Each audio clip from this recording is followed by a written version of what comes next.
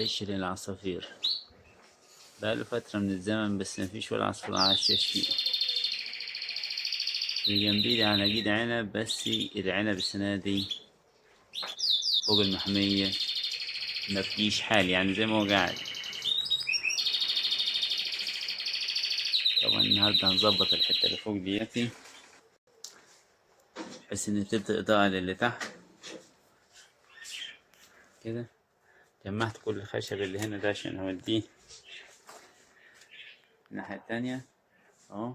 حملت على خشب الستاجين، كل ده اجيب عربية فيه واحمله ويروح ان شاء الله في الناحية التانية. عندي دي شجرة كافية، شايفين خضرة زي من المايه اللي تحتيه، والصبار ابتدى يسرح في الأرض ويضرب يدور. من السفند الزينة ده ولا بيقول عليه الهندي ابتدت ترمي ثمر تاني اهي، وفي براعة هنا صغيرة اهي. وانا شايف ان البتاع دي ابتدت من بعد ما النطرة وقفت ابتدت تربي نموات خضرية اهي. دي دفنت تحتيها سمانة كانت عندي ماتت ورحت دفنها تحتيها تحت الزراعية اللي هي في السطلة دي.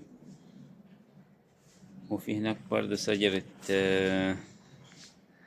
اللي جنب الطماطمية دي بتاعت كافيه،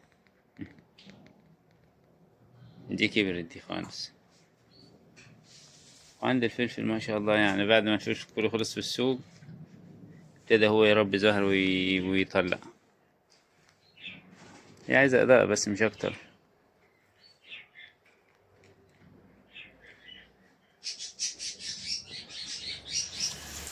وهنا زرعنا برسيم، هنشوف هيطلع البرسيم ولا لأ. طبعا أنا ما عنديش التربة إن أنا أزرع وبعد كده أبدل البرسيم وكده، فأنا رحت حاطط شوية مخربش التربة، وبعد كده رحت مديلهم مية. هنشوف طبعا الأسبوع الجاي هينبتوا هيموتوا على حسب الجو عاد اللي احنا فيه دلوقتي.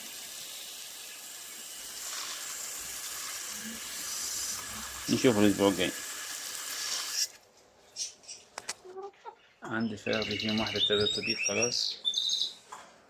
هشوف الأيام الجاية ينفع إن أنا أجيب لها هديك ولا لأ.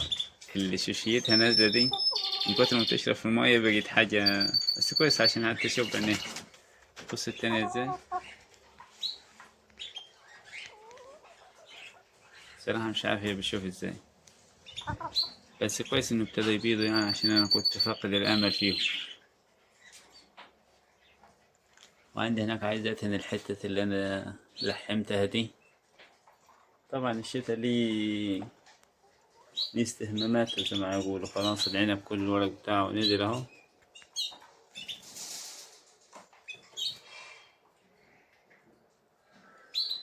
طبعا دي مجموعة كاميرات كنا ركبناها في الأول، صراحة مية مية. اللي عايز يركب من الراجل اللي ركب لنا الكاميرات موجود يعني، وراجل على ضمانتنا، راجل مية مية وفلوس قليلة خالص. شايفين المشكلة دي؟ دودة جوا.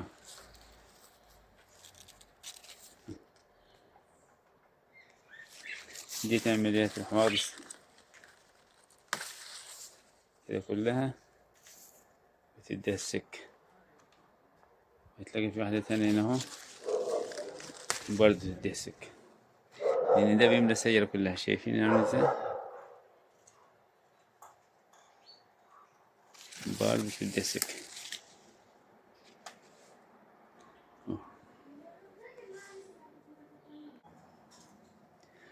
طبعا هنا جوا البوكس انا ما عملتش حاجة خالص الاسبوع اللي فات اهو. لسه موجودة برضه الحمامة اللي هي اللحم دي، بعد ما عملت لهم الاكل ما بدوش ياكلوه، دشيت لهم الاكل ما بقوش ياكلوه. وعندي ده دكر من الانتاج اللي عندنا، ولكن دايما يقف على الزقات تحت المية ننزل فيه الوسخ بتاعه. خلاص ابتدى يطلع صوت برضه. وعندي جوز هناك تاني نايم على البيض اهو.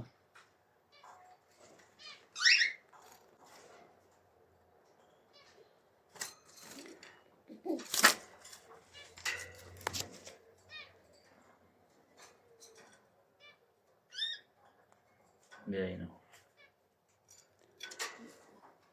لكن لسه ده عنده العفش، لكن لسه ما عملش حاجة. دي حنينة لكن ما بتأكلش حلو. الزجاجة دي عايزة تتغسل النهاردة وتتملي مية.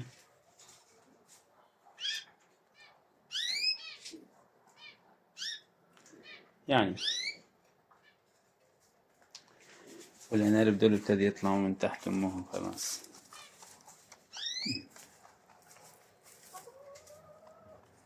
شوية هنا وشوية جوه،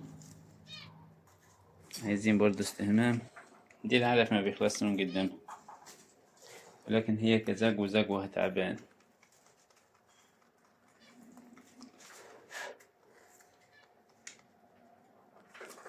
طبعا مع ان انا مشغل بتاع الناموس، لكن الناموس كتير. شايفين الناموس قد ايه؟ مالو الحيطة عشان الحيطة دي دافية وكل بينزل فيها.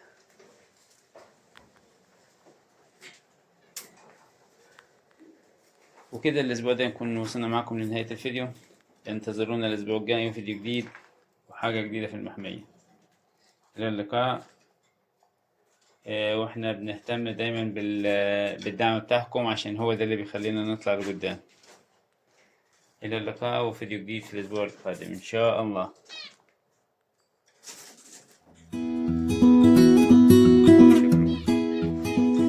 وعندي ده دخل من الإنتاج اللي عندنا، ولكن دايما يجي هو ده اللي بيخلينا نطلع لقدام. إلى اللقاء وفيديو جديد في الأسبوع القادم إن شاء الله.